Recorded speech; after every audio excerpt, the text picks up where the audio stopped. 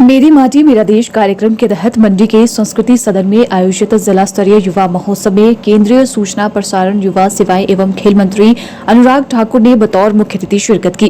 केंद्रीय मंत्री अनुराग ठाकुर ने इस दौरान कहा कि देश भर के 6 लाख गांवों से आज अमृत कलश में गांव-गांव की मिट्टी दिल्ली पहुंच रही है। इस मिट्टी से अमृत वाटिका इंडिया गेट पर बनेगी, जो भविष्य की पीढ़ी को प्रेरणा देता रहेगा।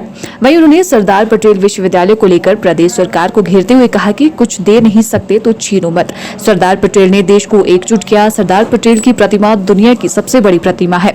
सरदार पटेल को कांग्रेस भूल गई है, लेकिन आज इस स्थिति में आ गए हैं कि इनके नाम से बने विश्वविद्यालय पर भी रोड़े अटका रहे हैं। साथ ही उन्होंने कहा कि भ्रष्टाचार का नंगा नाच छत्तीसगढ़ में दिख रहा है। बक्सर छत्तीसगढ़ का नक्सलवादी इलाका है, जहां पिछले कल भाजपा कार्यकर्ता की हत्या हुई है। सरकार सोई है, पुलिस हाथ पर हाथ धरकर बैठी है।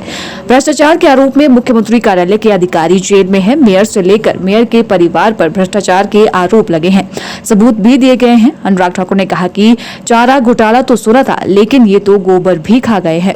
मेरी माटी मेरा देश, वीरों को वंदन और मिट्टी को नमन, इस भाव के साथ इस कार्यक्रम की शुरुआत की गई।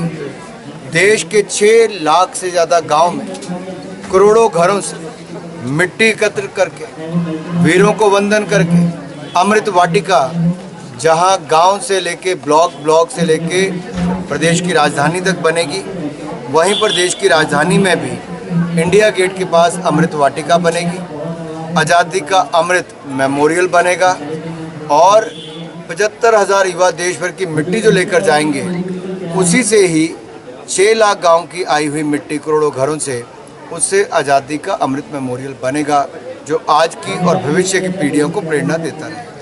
मैं इतना ही कहूँगा कि कुछ दे नहीं सकते तो छीनो तो मत। और सरदार पटेल जी ने तो देश को एकजुट किया। सरदार पटेल जी के नाम की प्रतिमा, स्टैच्यू ऑफ यूनिटी, वो देश की नहीं, दुनिया की सबसे बड़ा स्टैच्यू है। नरेंद्र मोदी जी ने बनाया। सरदार पटेल को कांग्रेस भूल तो गई थी, लेकिन आज स्थिति पे आ गई कि सरदार पटेल के नाम की बनी यूनिवर्सिटी पे भी रोड़े अटकाए जाए। ये दुर्भाग्य है। हम तो 31 अक्टूबर को पूरे देश भर में रन फॉर यूनिटी चलाते हैं। देश के करोड़ों युवा देश में एकजुटता के लिए भागते हैं, फिट रहने के लिए भी और सरदार पटेल को श्रद्धांजलि देने के लिए भी। मैं चाहता हूँ सरदार पटेल यूनिवर्सिटी का काम भी उतनी तेजी से ही भागे जितने तेजी से देश के युवा एकता के लिए करते हैं। बस्तर छत्तीसगढ़ का वो नक्सलवादी इलाका है बीजापुर में, जहाँ कल हमारे एक और कार्यकर्ता की हत्या भी हुई। बहुत दुख हुआ। वहाँ की पुलिस हाथ पे हाथ धर के बैठी है। सरकार सोई हुई है। भ्रष्टाचार का नंगा नाच देखा जाए तो छत्तीसगढ़ में दिखता है।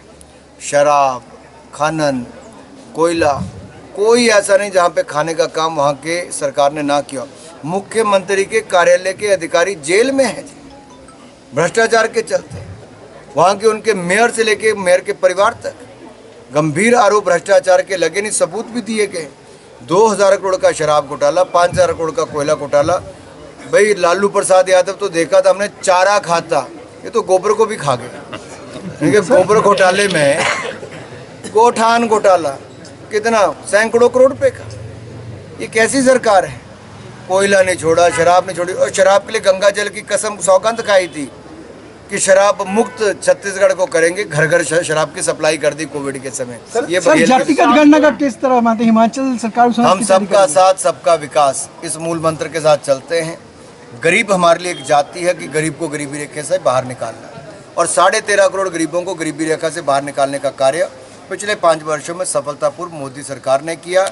कुछ लोग हैं जो देश को बांटते रहे जाति धर्म संप्रदाय के नाम पर। मैं इतना ही कहूँगा, आप बांटने का काम करो, हम जोड़ने का काम